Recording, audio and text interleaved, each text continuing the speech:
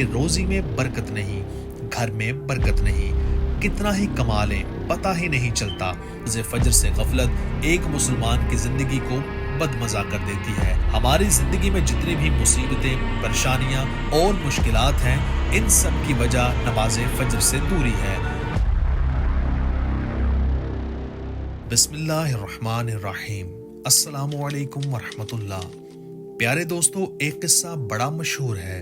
एक primary school के उस्ताद मोहतरम ने क्लास में बच्चों से सवाल किया, बताओ वो कौन लोग हैं जो नमाज अदा नहीं करते। पहला बच्चा मासूमियत से बोला, जो लोग मर चुके हैं। दूसरा बच्चा नदामत से कहने लगा, जिन्हें नमाज पढ़नी नहीं आती। तीसरे बच्चे ने सोचकर जवाब दिया, सर, जो मुसलमान नहीं होते। चौथे बच्चे ने कहा, काफिर लोग नमाज नहीं पढ़ते।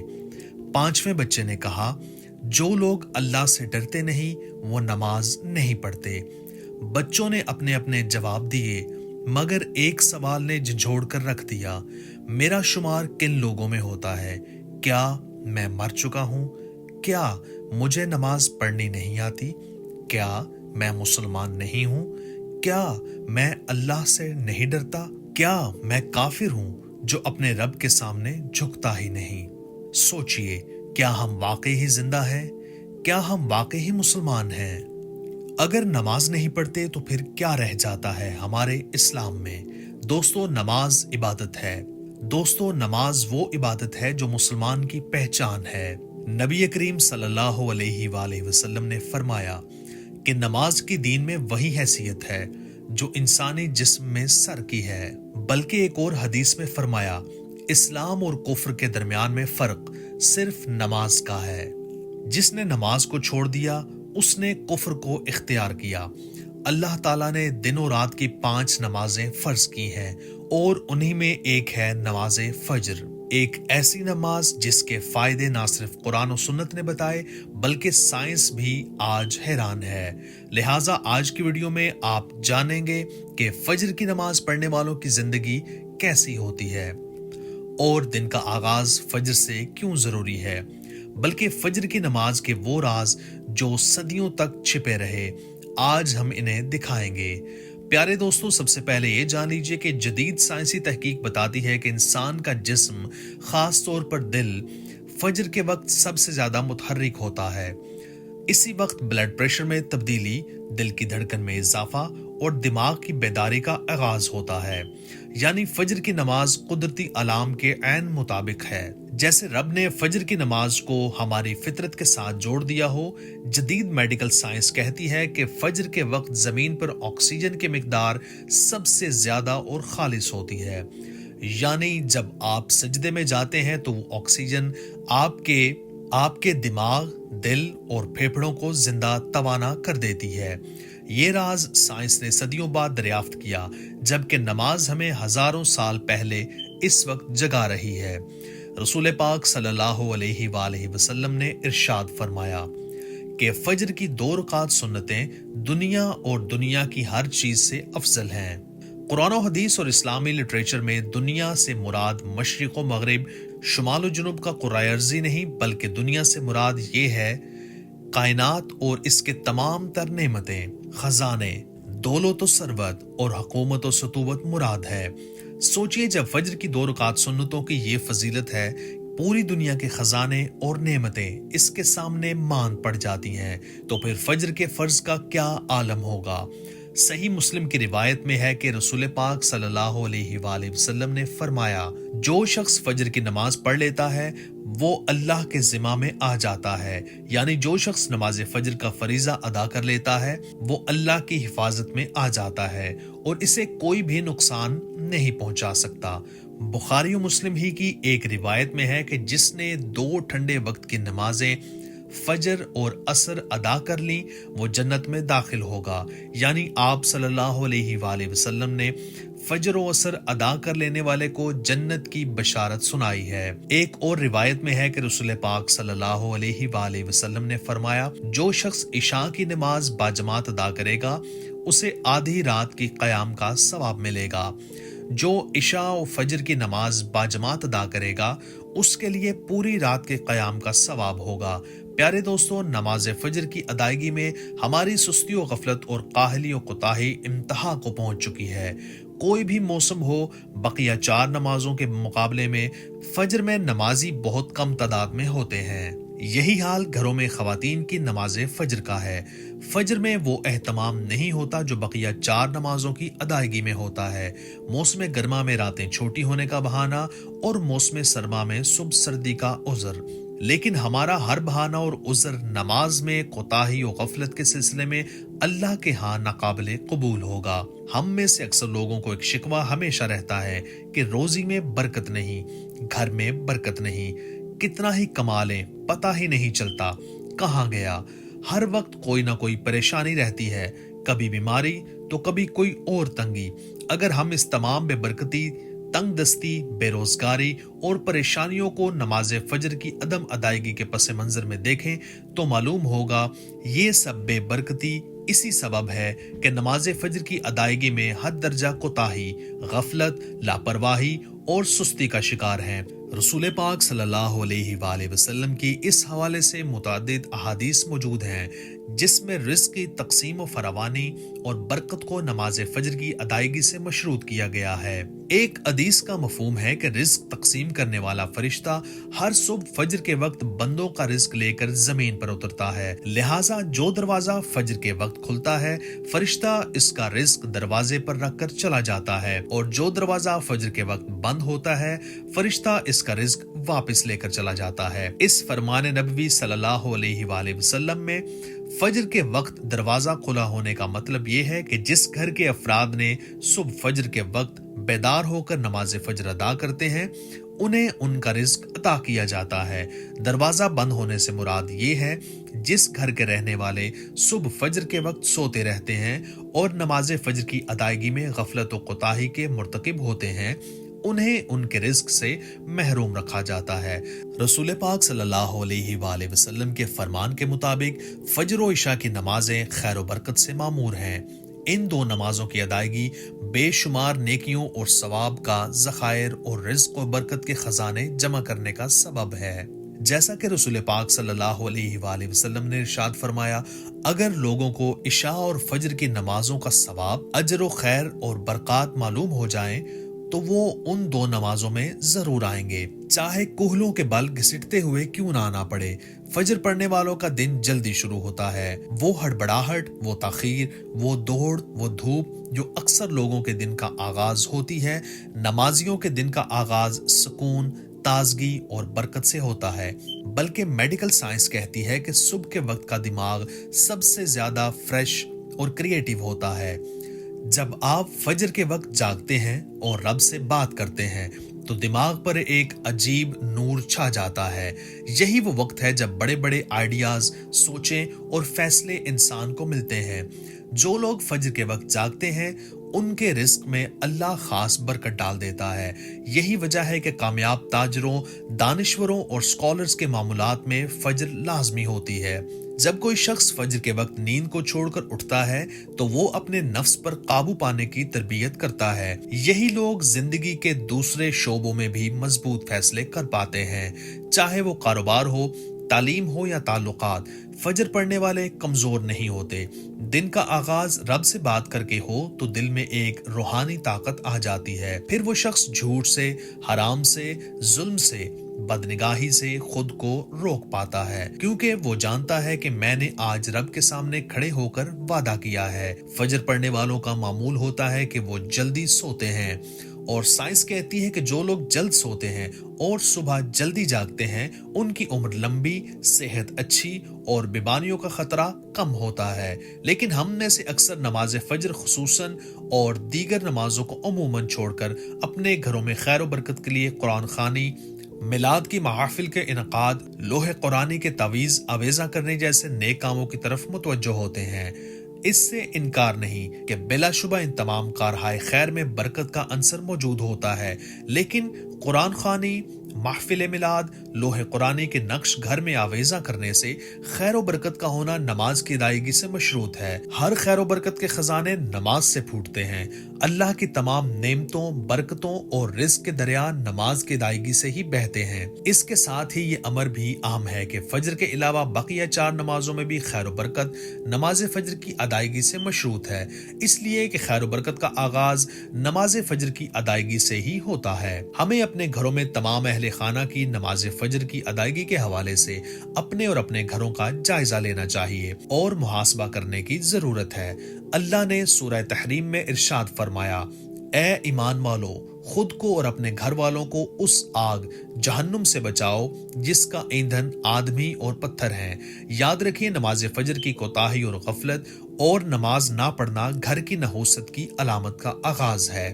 رسول پاک صلی اللہ علیہ وآلہ وسلم نے ایسے مسلمان کو خبیث اور منافق قرار دیا۔ آپ صلی اللہ علیہ وآلہ وسلم نے فرمایا کہ ایسے شخص کو میرا دل چاہتا ہے کہ آگ لگا کر جلا دوں۔ ہمارے نوجوان جو رات بھر موبائل پر یوٹیوب، گوگل، فیس بک، واٹس ایپ اور نہ جانے کن کن غفلتوں میں غوطۂ زن رہتے ہیں اور عین فجر کے وقت سو جاتے ہیں، انہیں ان وعیدوں اور تنبیہات سے عبرت و سبق اور نصیحت حاصل کرنی چاہیے، اور یہ بات ہر مسلمان کو ذہن نشین رکھنی چاہیے کہ نماز فجر میں ناغہ اللہ اور رسول پاک صلی اللہ علیہ وآلہ وسلم کو کسی صورت قبول نہیں۔ یہ ایسی غلطی، کوتاہی، غفلت اور سستی پر مبنی گناہ ہے کہ اس پر جتنا بولا جائے کم ہے۔ نبی پاک صلی اللہ علیہ وآلہ وسلم کا فرمان ہے کہ جب تم میں سے کوئی سوتا ہے تو شیطان اس کی گدی یعنی گردن کے پیچھے حصے میں 3 گرہیں یعنی 3 گانٹھیں لگا دیتا ہے۔ ہر گرہ یعنی ہر گانٹھ پر یہ بات دل میں بٹھاتا ہے کہ ابھی رات بہت ہے، سو جا۔ بس اگر وہ جاگ کر اللہ کا ذکر کرے تو ایک گرہ کھل جاتی ہے، اگر وہ وضو کرے تو دوسری گرہ کھل جاتی ہے، اور وہ نماز پڑھے تو تیسری گرہ بھی کھل جاتی ہے۔ پھر وہ خوش اور تر و تازہ ہو کر صبح کرتا ہے، ورنہ غمگین دل اور سستی کے ساتھ صبح کرتا ہے۔ حضرت عبداللہ بن مسعود رضی اللہ عنہ بیان کرتے ہیں کہ بارگاہ رسالت صلی اللہ علیہ وآلہ وسلم میں ایک شخص کے متعلق ذکر کیا گیا کہ وہ صبح تک سوتا رہا اور نماز کے لیے نہ اٹھا، تو آپ صلی اللہ علیہ وآلہ وسلم نے فرمایا، اس شخص کے کان میں شیطان نے پیشاب کر دیا ہے۔ سیدنا جریر بن عبداللہ نے بیان کیا کہ ہم نبی پاک صلی اللہ علیہ وآلہ وسلم کی خدمت میں حاضر تھے۔ آپ صلی اللہ علیہ وآلہ وسلم نے چاند کی طرف نظر اٹھائی جو 14ویں رات کا تھا، پھر فرمایا کہ تم لوگ بے ٹوک اپنے رب کو اسی طرح دیکھو گے جیسے اس چاند کو دیکھ رہے ہو، اسے دیکھنے میں تم کو کسی قسم کی بھی مزاحمت نہ ہوگی، یا یہ فرمایا کہ تمہیں اس کے دیدار میں متعلق شبہ نہ ہوگا۔ اس لیے اگر تم سے سورج کے طلوع اور غروب سے پہلے فجر اور عصر کی نمازوں کے پڑھنے میں کوتاہی نہ ہو سکے تو ایسا ضرور کرو۔ سیدنا ابو موسیٰ اشعری سے روایت ہے کہ نبی کریم صلی اللہ علیہ وآلہ وسلم نے فرمایا کہ جس نے ٹھنڈے وقت کی 2 نمازیں پڑھی، فجر اور عصر، تو وہ جنت میں داخل ہوگا۔ رسول پاک صلی اللہ علیہ وآلہ وسلم نے فرمایا، جو انسان سورج نکلنے اور اس کے غروب ہونے سے پہلے نماز پڑھتا ہے وہ آگ میں داخل نہیں ہوگا۔ انس بن سیرین کہتے ہیں کہ میں نے حضرت جند بن عبداللہ سے سنا ہے، وہ کہہ رہے تھے، رسول پاک صلی اللہ علیہ وآلہ وسلم نے فرمایا، جس شخص نے صبح کی نماز پڑھی وہ اللہ کی ذمہ داری امان میں ہے۔ امام عبد الرحمن بن ابی عمرہ کہتے ہیں کہ حضرت عثمان بن عفان مغرب کی نماز کے بعد مسجد میں تشریف لائے اور اکیلے بیٹھ گئے، میں بھی ان کے پاس بیٹھ گیا۔ وہ کہنے لگے، بھتیجے، میں نے رسول پاک صلی اللہ علیہ وآلہ وسلم کو فرماتے سنا، جس نے عشاء کی نماز با جماعت ادا کی تو گویا اس نے آدھی رات کا قیام کیا، اور جس نے صبح کی نماز بھی جماعت کے ساتھ پڑھی تو گویا اس نے ساری رات نماز پڑھی۔ بریدہ اسلمی رضی اللہ عنہ سے روایت ہے، نبی کریم صلی اللہ علیہ وآلہ وسلم نے فرمایا، اندھیرے میں چل کر مسجد آنے والوں کو قیامت کے دن کامل نور یعنی بھرپور اجالے کی بشارت دے دو۔ ناظرین، فجر کی نماز چھوڑنے کے بہت نقصان ہیں۔ حضرت ابو ہریرہ رضی اللہ عنہ نے بیان کیا کہ رسول پاک صلی اللہ علیہ وآلہ وسلم نے فرمایا، جب کوئی تم میں سے سویا ہوا ہوتا ہے تو شیطان اس کے سر کی گدی پر 3 گرہیں لگا دیتا ہے، خوب اچھی طرح سے، اور ہر گرہ پر افسون پھونک دیتا ہے کہ ابھی بہت رات باقی ہے، پڑا سوتا رہے۔ لیکن اگر وہ شخص جا کر اللہ کا ذکر شروع کرتا ہے تو ایک گرہ کھل جاتی ہے، پھر وضو کرتا ہے تو دوسری گرہ کھل جاتی ہے، پھر جب نماز فجر پڑھتا ہے تو تیسری گرہ بھی کھل جاتی ہے، اور صبح کو خوش مزاج خوش دل رہتا ہے، ورنہ بد مزاج سست رہ کر دن گزارتا ہے۔ حضرت ابو ہریرہ سے روایت ہے کہ رسول پاک صلی اللہ علیہ وآلہ وسلم نے فرمایا کہ رات اور دن میں فرشتوں کی ڈیوٹیاں بدلتی ہیں، اور فجر اور عصر کی نمازوں میں ڈیوٹی پر آنے والوں اور رخصت پانے والوں کا اجتماع ہوتا ہے۔ پھر تمہارے پاس رہنے والے فرشتے جب اوپر چڑھتے ہیں تو اللہ پوچھتے ہیں، حالانکہ وہ ان سے زیادہ اپنے بندوں کے متعلق جانتا ہے، کہ میرے بندوں کو تم نے کس حال میں چھوڑا؟ وہ جواب دیتے ہیں کہ ہم نے جب انہیں چھوڑا تو وہ فجر کی نماز پڑھ رہے تھے، اور جب ان کے پاس گئے تب بھی وہ عصر کی نماز پڑھ رہے تھے۔ ایک روایت میں آتا ہے کہ رسول پاک صلی اللہ علیہ وآلہ وسلم نے فرمایا، اے اللہ، میری امت کو اس کے دن کے ابتدائی حصہ میں برکت دے۔ فجر کے وقت کی اتنی زیادہ اہمیت ہے تو اس وقت میں ادا کی جانے والی نماز اور تلاوت قرآن کی اہمیت اور فضیلت اور عظمت کتنی ہوگی۔ حضرت عائشہ رضی اللہ عنہا سے روایت ہے کہ آپ صلی اللہ علیہ وآلہ وسلم نے طلوع فجر کی 2 رکعتوں کے بارے میں فرمایا، وہ 2 رکعتیں مجھے ساری دنیا سے زیادہ پسند ہیں۔ حضرت عائشہ رضی اللہ تعالی عنہا سے روایت ہے کہ میں نے رسول پاک صلی اللہ علیہ وآلہ وسلم کو کسی بھی نفل کی ادائیگی کے لیے اس قدر جلدی کرتے نہیں دیکھا جتنی جلدی آپ نماز فجر سے پہلے کی 2 رکعتوں کے لیے کرتے تھے۔ حضرت عبداللہ بن عمر رضی اللہ تعالیٰ عنہ سے روایت ہے کہ ام المومنین حضرت حفصہ رضی اللہ تعالیٰ عنہا نے انہیں بتایا کہ جب مؤذن صبح کی اذان کہہ کر خاموش ہو جاتا ہے اور صبح ظاہر ہو جاتی ہے تو رسول پاک صلی اللہ علیہ وآلہ وسلم نماز کی اقامت سے پہلے 2 مختصر رکعتیں پڑھتے ہیں۔ حضرت حفصہ رضی اللہ تعالیٰ عنہا سے روایت ہے کہ جب فجر طلوع ہو جاتی ہے تو رسول پاک صلی اللہ علیہ وآلہ وسلم 2 مختصر رکعتوں کے سوا کوئی نماز نہ پڑھتے تھے۔ پیارے دوستو، امام فقیہ ابو اللیث سمرقندی رحمۃ اللہ علیہ نے تابعی بزرگ حضرت قعب الحبار رضی اللہ تعالیٰ عنہ سے نقل کیا کہ انہوں نے فرمایا، میں نے توریت کے کسی مقام میں پڑھا، اللہ پاک فرماتا ہے، اے موسیٰ، فجر کی 2 رکعتیں احمد اور اس کی امت ادا کرے گی، جو انہیں پڑھے گا اس دن رات کے سارے گناہ اس کے بخش دوں گا اور وہ میرے ذمہ ہوگا۔ اے موسیٰ، ظہر کی 4 رکعتیں احمد اور اس کی امت پڑھے گی، انہیں پہلی رکعت کے عوض یعنی بدلے میں بخش دوں گا، اور دوسری کے بدلے میں ان کی نیکیوں کا پلہ بھاری کر دوں گا، اور تیسری کے لیے فرشتے موکل مقرر کروں گا، یعنی تسبیح یعنی اللہ پاک کی پاکی بیان کریں گے اور ان کے لیے دعائیں مغفرت کرتے رہیں گے، اور چوتھی کے بدلے ان کے لیے آسمان کے دروازے کشادہ کر دوں گا۔ بڑی بڑی آنکھوں والی حوریں ان پر مشتاقانہ یعنی شوق بھری نظریں ڈالیں گی۔ اے موسیٰ، عصر کی 4 رکعتیں احمد اور اس کی امت ادا کرے گی تو ہفت یعنی 7 آسمانوں زمین میں کوئی فرشتہ باقی نہ بچے گا، سب ہی ان کی مغفرت چاہیں گے، اور ملائکہ یعنی فرشتے جس کی مغفرت چاہیں میں اسے ہرگز عذاب نہ دوں گا۔ اے موسیٰ، مغرب کی 3 رکعتیں ہیں، انہیں احمد اور ان کی امت پڑھے گی تو آسمان کے سارے دروازے ان کے لیے کھول دوں گا، جس حاجت کو سوال کریں گے اسے پوری کر دوں گا۔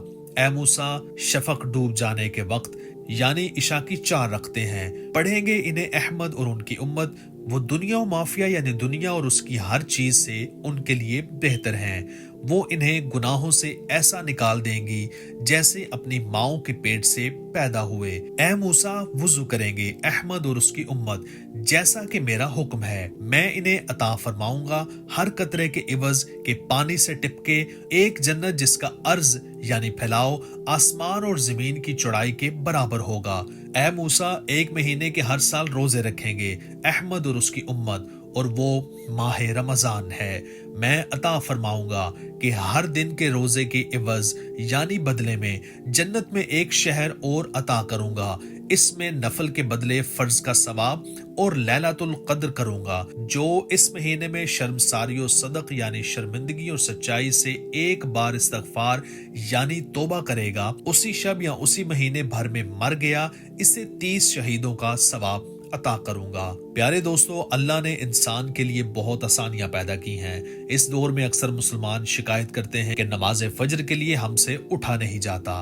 تو دوستو، مقررہ وقت پر بیدار ہونے کا ایک طریقہ یہ بھی ہے کہ ایک بلکہ 3 گھڑیوں پر الارم لگا کر سوئیں، تاکہ کسی وجہ سے ایک بند ہو جائے تو وہ گھڑیاں جگانے کے لیے موجود رہیں۔ موبائل فون میں بھی الارم کی سہولت موجود ہوتی ہے۔ اگر رات دیر سے سونے کی وجہ نماز فجر کے لیے آنکھ نہیں کھلتی اور نہ کوئی جگانے والا موجود ہے تو ضروری ہے کہ جلدی سوئیں، کہ فقہائے کرام رحمت اللہ علیہم فرماتے ہیں جب یہ اندیشہ ہو کہ صبح کی نماز جاتی رہے گی تو بلا ضرورت شریعہ اسے رات دیر تک جاگنا ممنوع ہے۔ فجر کا وقت نور کا وقت ہے۔ یہ برکت اللہ کی رحمت اور اللہ کی پاک نوری مخلوق یعنی نورانی فرشتوں کے نزول کا وقت ہے۔ نماز فجر سے غفلت ایک مسلمان کی زندگی کو بدمزہ کر دیتی ہے۔ ہماری زندگی میں جتنی بھی مصیبتیں، پریشانیاں اور مشکلات ہیں، ان سب کی وجہ نماز فجر سے دوری ہے۔ نماز فجر کی فضیلت کو مد نظر رکھتے ہوئے گزارش ہے کہ اگر آپ اپنی دنیا اور آخرت سنوارنا اور دونوں جہان میں کامیابی حاصل کرنا چاہتے ہیں تو فجر کو اپنے اوپر لازم کر لیجئے۔ فجر کی نماز صرف عبادت نہیں، یہ ایک لائف سٹائل ہے۔ یہ آپ کو وقت کا پابند بناتی ہے، اندر سے مضبوط کرتی ہے اور سب سے بڑھ کر آپ کو رب سے جوڑ دیتی ہے۔ تو دوستو، میں تو پھر یہی کہوں گا کہ اگر آپ چاہتے ہیں کہ آپ کی زندگی میں سکون ہو، برکت ہو، عزت ہو، تو صرف ایک کام کریں، بس نماز فجر کی نماز سے دوستی کر لیں۔ دنیا آپ کی ہو جائے گی اور آخرت بھی۔ اللہ پاک ہماری موت اور آخری سانس بھی نماز فجر ادا کرتے ہوئے عطا کرے، آمین یا رب العالمین۔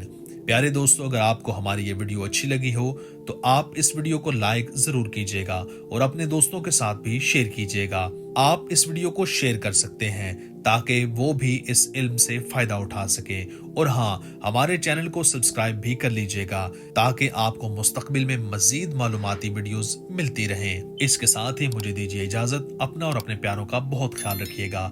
اللہ نگہبان۔